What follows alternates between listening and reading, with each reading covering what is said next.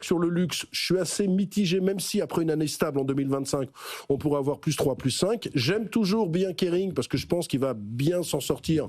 Luca Di Meo avec son plan stratégique qui sera dans 3 mois. Ouais, c'est parenthèse, dans le secteur du luxe qui a bien progressé aujourd'hui, Kering signe la plus forte hausse une nouvelle fois. Voilà. J'aime toujours parce que je pense qu'il va réduire la dépendance à Gucci. Et puis il y a une valeur que je trouve qui est complètement laissée de côté, c'est Ferrari. Ferrari, ça doit faire moins 25% depuis le début de l'année. Tout le monde voulait du Ferrari, plus personne n'en veut. C'est retombé sur un PR de 35, alors ça reste très élevé, mais ils ont un pricing power. J'ai regardé, alors Antoine, qui est peut-être le plus grand spécialiste mondial de la voiture avec Jacques Lafitte, entre 2021 et 2025, je crois que le prix moyen d'une Ferrari est passé de 330 000 à 440 000 $. Donc en termes de pricing power, ils sont là. Et là, qu'est-ce qui inquiète les investisseurs? C'est qu'ils avaient une croissance entre 2020 et 2025, entre je crois 9 et 11%, et ça va baisser à 6%. Donc il y a un peu d'inquiétude sur le ralentissement de la croissance organique, mais je pense que trop c'est trop, donc je serais plutôt acheteur de Ferrari au cours actuel. Secteur bancaire, toujours BNP Paribas, actif net de 91 €. Je suis pas très inquiet sur la valeur, même si les conditions de crédit peuvent peut-être oui, être puis une polémique, une controverse au Soudan aussi, qui peut juridiquement peser... Ils sont au-dessus, d'après le procès au Soudan, vous vous rappelez, vous avez payé... Oui. Mais vous préférez, dans le secteur bancaire, sur lequel tout le monde est positif, pour l'an prochain encore, vous préférez BNP à Société Générale? Je préfère BNP à Société Générale. Vous pouvez répéter et l'assumer? Oui, j'assume.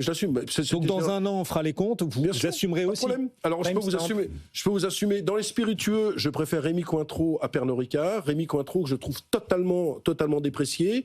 Moyenne historique en termes de PE 30. On est sur un PE de 18, ils sont quand même sur une rentabilité opérationnelle au-dessus de 20%.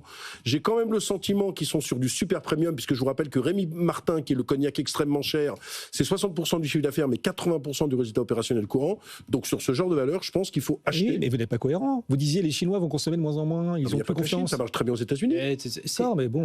C'est incroyable. Et il y a beaucoup de gens qui croient que Rémy Martin est une marque américaine. Mais bien sûr. Parce que ça se vend comme des petits pains là-bas. Vous savez, quand vous prenez l'avion, dans certaines classes d'avion, dans lesquelles tu voyageras jamais. Quand vous prenez l'avion. Non. Quand vous prenez l'avion. En général, le cognac, ça marche très bien.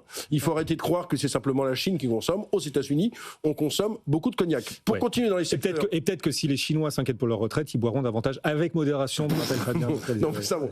Et sinon, pour conclure, pour continuer, dans les services informatiques, je pense que je suis toujours positif sur Capgemini.